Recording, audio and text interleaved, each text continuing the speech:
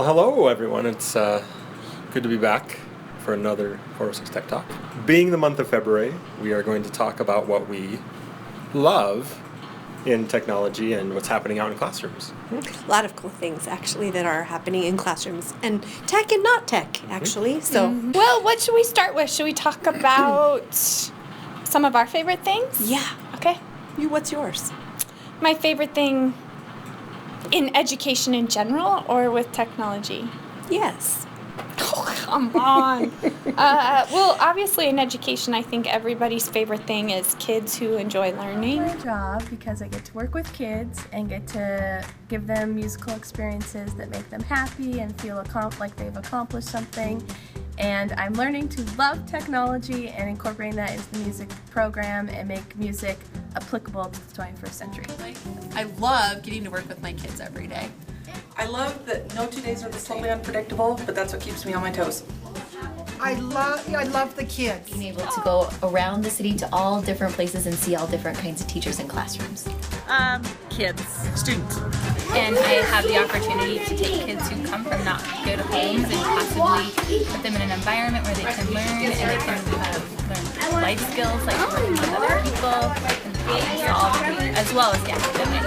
Catch a child in his or her aha moment. I get to spend it with all of these guys. You know what I love about my job is I get the opportunity to work with teachers that are amazing. I learn a lot from them and through them, and just the fact that together we're having a positive impact on kids. I love my kids and I love my coworkers, and I get my energy from seeing my kids each day. All the kids. Students as well, and inspiring the future, the fact that they inspire me. I love my job because I know curriculum affects every student in Billings Public Schools, and it also allows me to work with some of the very finest educators in Billings Public Schools.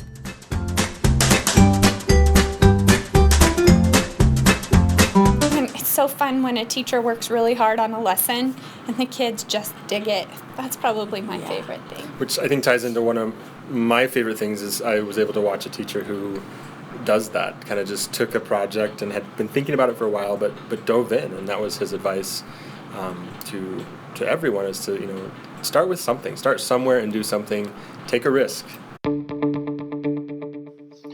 While motivation and incentives are often represented by a dangling carrot, students in Lewis and Clark Middle School math teacher Michael Qualls' class are reaching and achieving much, much more. Through the use of technology tools such as self-created YouTube tutorials, QR codes, shortened URLs, Remind, and more, Mr. Qualls' students have the tools they need to be engaged, stay motivated, and succeed. And it shows not only in their growth academically, but symbolically with their growing fruit and fruitful trees. We had 3. We actually had 4 apples. So this is a big deal. I think it's a very big deal because 25 of you, and we've had some absences, so 25 out of 29 people have finished this thing in the last few days. And it's taken about 13 minutes each. It's something that we tried. Remember the first one we tried, and we tried it all out of the room, and only half of us got it, and now we go. And almost everybody finished this one. So today you're going to finish the rest of it. So I needed to maximize the amount of time that I was spending teaching students and try to find ways still to remediate or actually activate someone else, kind of bring them over to my cause and help me out with managing the class. For instance, some of the videos I've used, what I'm using is the idea of a tree that's at the front of the room that each class has ownership of their tree. And if a group, like the plaid group, gets finished, everybody completes one of the projects that's online, they get an apple that is plaid, that is placed on the tree. And we do that in front of the rest of the class, just to tell everybody and celebrate that this group is finished. That is when I send a worksheet home. For instance, this is the worksheet that we use for graphing linear equations. It's one of the first ones. And this is a QR code over here. And underneath it, I have a YouTube URL. And so if they get home, they can scan this with a QR reader. It's a free download. So any smart device, iPad, iPod, smartphone, computer, anything that has a camera on it can read this. And this will scan this problem comes up, it's a video from my YouTube channel, and I walk them step by step by step. While some of these things may seem like daunting tasks and a large undertaking, Mr. Qualls has some advice for those who want to take that next step to integrate technology into teaching and learning. Thing there, but what I would say is start something. I was in Korea for a while, and the Koreans have a saying that starting is half of the job. And it's true. You get your feet wet, start something, and get somebody else to go along with you, and it'll happen for you if this is what you want to do. And reach out. There are hundreds of people with ideas that are great ideas, and if you feed, not every one of them's for everybody. It's like a buffet. Grab what you want, and then just do what works for you. Start on something. You'll see your kids are hungry for it. You'll be hungry for more, and then it'll build from there. You know, be transparent with your students and passionate. Be transparent and passionate, and go for it. Yeah, if it doesn't work, that's where you rework it and get those ideas from students' feedback. Yeah, which isn't that a great lesson for kids to see us struggle through different versions of something until we, fail forward, as Jamie Jarvis says. But, you mess it up and then you try it again, and then you mess it up and you try it again until you finally get a version that works for you. Right. I think that's good for kids to see. What I think is really cool about Michael is he was always sort of one that was, like, if you had an idea cooking, he might have been too afraid to try it because he didn't have the resources or the people or the skills that he needed. But number one, he took a risk by applying for TILT. Number two, he took what he was doing in TILT and ran with it. And it seems like it's invigorated his career. I don't know what kind of teacher he was before, but I know of him now, and that's, he's getting attention for the things. And having a chance to, watch and take some video clips and, him share a lesson, and just the excitement just kept building. Like, he wanted to talk about all those great things that he was able to add piece by piece into what he has now. So June Jeziorski, she and I worked together at Ponderosa years ago. June is just a wholehearted teacher. She dives in and gives everything she's got, and she works so hard for those kids. And as she says, she kind of sees getting to know the needs of every single kid as her personal challenge. Welcome to Arrowhead Elementary, home to fabulous 4th grade teacher June Jeziorski. June was recently recognized by a district colleague who also happens to be the aunt of one of June's students. This proud auntie was thrilled with the progress her nephew had been making and pointed out that under June's tutelage, he could very competently solve math problems that included fractions, long division, elapsed time, measurement, multiplication, and converting pounds to ounces and back. This is no coincidence. In her years as a teacher for Billings Public Schools, June has made a similar impact on many students. I have been in the district classroom teacher 12 years, 6 years prior to that in other positions, so a total of 18. June is highly organized, extremely aware of her curriculum and the learning objectives for her grade, and holds herself to a high level of accountability when it comes to presenting this content to students. Your body, bend at your elbows. I love coming in the fall and seeing where kids are at, and then I love to see where they end up in the spring. I love to see that growth.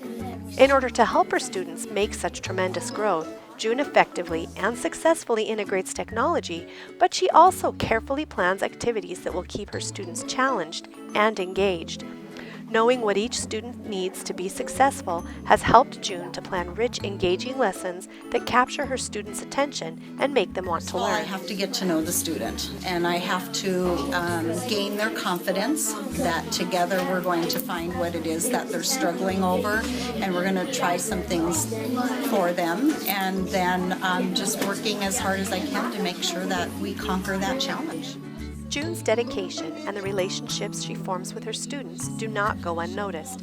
Just spend a few minutes in her classroom and you'll clearly see that the feeling is mutual. I like school because I have a great Bobcat teacher, Bobcat fan teacher. My teacher teaches social studies. What I like about Mrs. Jeziorski is how nice she is to us and how she takes care of us and is just completely nice to us. Thanks, June, for doing your part to show and to create the best of Billings. So every every kid needs a different thing. Every person needs a different thing. And so she takes it as her mission to see to it that she does her best job to meet those needs. And because of it, she really enjoys her job. Her kids love her class. And parents are noticing too. Well, on a techie level, I'm loving my Nexus tablet. I love that you can have multiple users, so you can have 5 profiles on one device. And tablets are so one-to-one that it's really great that Connor and Rob's stuff is their own, and then I can have my own stuff. And then I also love the compatibility with our Google software. Everything with our Google Drive is so easy to use on the tablet. So I'm loving my Nexus. That's really cool. And it's super lightweight. I have my phone sitting here, and probably size-wise, they're obviously different, but weight-wise, they're probably about the same. So that's really nice if, you've got a little guy with a little hand that it can fit like that. They were built to bounce, and they're scratch resistant. So unlike an iPad, you really don't need a cover or case or anything of the sort. And I haven't banged it too much, but my son has taken it outside and shot videos, and I wasn't worried at all. Is the video quality good? Yeah, it's great. And it's much easier to manipulate within Google. So since WeVideo is an app extension I have in Drive, I can just use that. I do like that developers are really going to both platforms. They realize that they want to have a market share, that they should make their apps for both platforms. So that's me great. too. Definitely. Yeah. Well, and the cost-wise compared to, say, an iPad. Well, they were cheaper. Now they're pretty similar. When we looked today at the price, it was over $250, I believe, and that's about what a mini iPad is. But you don't have to buy a case or anything else. And this with the 5 users versus 1 becomes a lot more user friendly for a whole family. But I like that it has the feature of the Chromebook where you can add multiple people. Right. Because with an iPad, you're definitely limited to the settings that whoever set it up. Right. That's what you've got. I noticed this morning, though, my son changed his own password, so I can't get into his stuff now. Let's talk digital citizenship. Chat about that. Poor Connor. All right, what else do you love, Charles? So one thing, I love devices, but I think getting those devices is sometimes the challenge. And so I've been to a few technology committee meetings recently where I saw just some really good communication and planning and organization. People really being mindful of how dollars are spent in the most efficient and effective way. So that's one thing I love is being able to sit in on those and just listen and offer any suggestions. But the schools are coming together to get those things put out. So it's great to see that planning, because it is the wise spending. It's not frivolous. They want to really maximize their dollars that we've been entrusted with, and so I do appreciate that, and I love sitting in on those and seeing how those dollars are spent mindfully. And how they're each coming up with a plan of what they're using or what they're doing in their classrooms, and how the technology they buy is going to supplement or enhance what they're doing instead of just buying technology for technology's sake. That's been really good to see too. And looking forward too, seeing the life of things and having a plan beyond just the immediate year, but a few years down the road. So. Yeah, and isn't it nice that we got the community to stand behind that and make that happen? Because when you have old computers in your room, you make them work because you have no choice. But knowing that there's a replacement cycle eventually because of the levy is so nice, so that our kids are always getting the best. Exactly. I also love devices. Love devices. I love seeing devices bought, but I also love using what we already have in cool and new ways. And I love Google. My fingernails are painted cool right now because I'm a nerd. But I've learned in the last month more than I ever even knew about Google. And so I got thinking, I need to be sharing this out with people in more ways than just training. And so in starting up a website of my own to just kind of dump my thoughts, I've had to do a little bit of research that in turn has taught me more and more and more. So I think it's that digging in and enriching your own knowledge, sharing it out with others. Somebody asks you a question, you have to dig more. And that learning process. I love learning, I guess is what I should actually say. I do. I love teaching and I love learning. And so it's been fun. Can I have a bonus thing? Sure. So this summer at the MCCE Tech Summit, I did a session on iMovie for iPad, and it was a bust. The session was terrible. The wireless, we couldn't download the app, but My a couple husband of loved teachers, it. He liked it. Good. Yeah. Well, it could have been better, but a couple of the teachers that came, Courtney Niemeyer and Linda Fry, listened in, and they kind of cracked an idea about using iMovies to create book trailers, which led them to do the trailers. If you've never used iMovie for iPad, it's really easy, but the trailers feature is fun, and they're short and all it pretty much pre-done, but you add in your content and then the text. And the first grade teachers at Eagle Cliffs then actually used it to kick off their Read-A-Thon at Eagle Cliffs, and it's wonderful. It's great.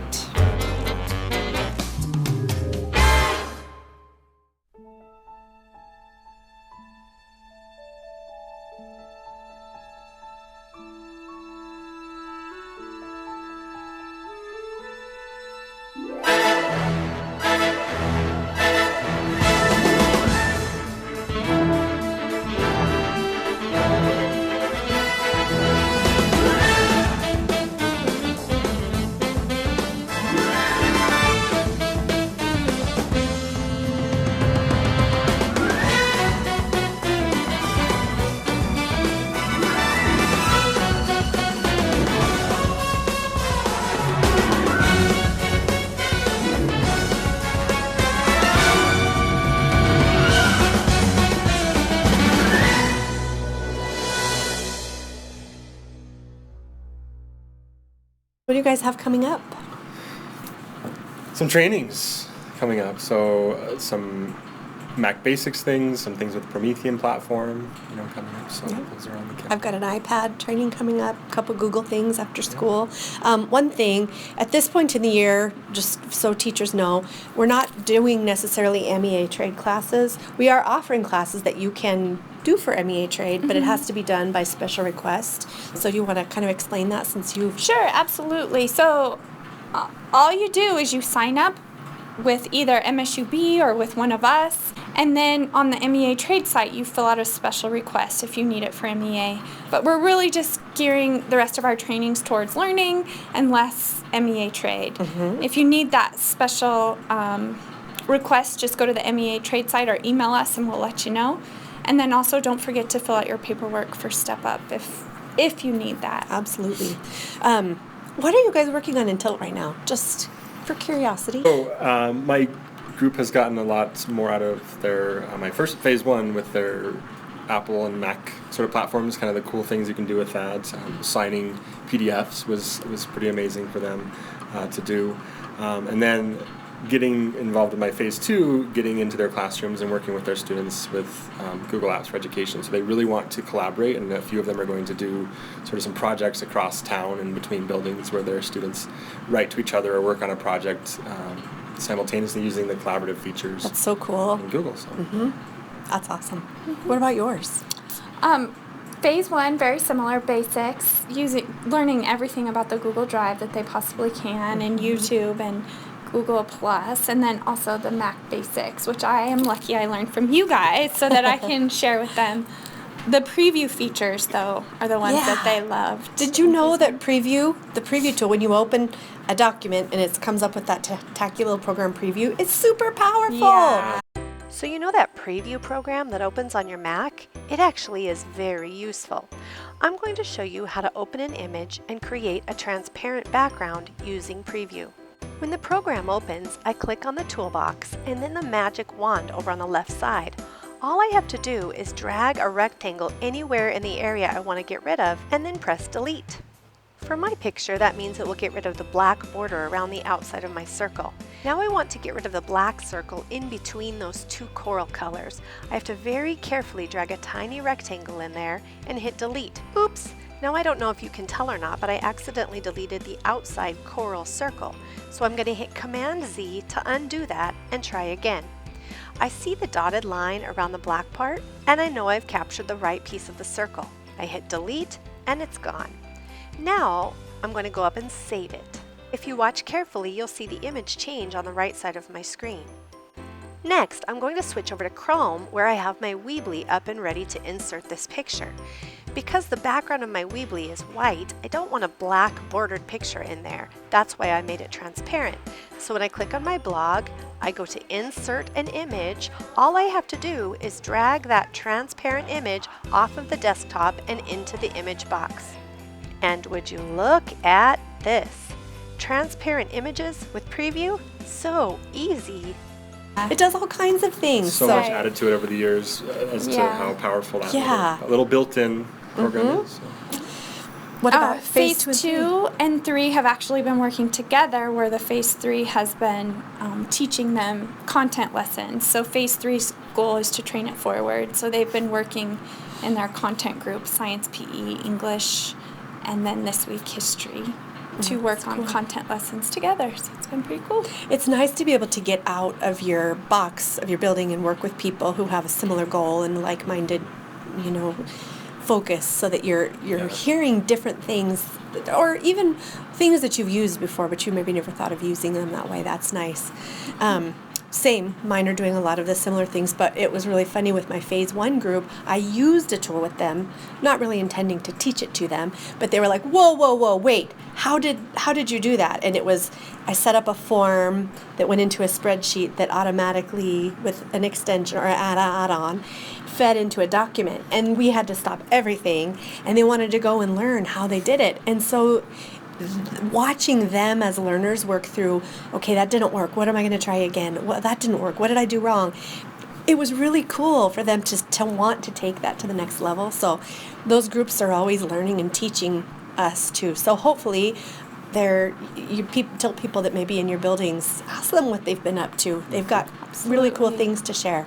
So for our next show, this last couple weeks I've been working with the primary literacy trainers, Susan Iron and Christy Martin, working with those kindergarten, first and second grade teachers who are working technology into their classroom with their little guys. And so it's made me think a lot about how the teaching of literacy has changed with the evolution of technology and not technology too. But so I think for our next show we can focus on literacy, which is what?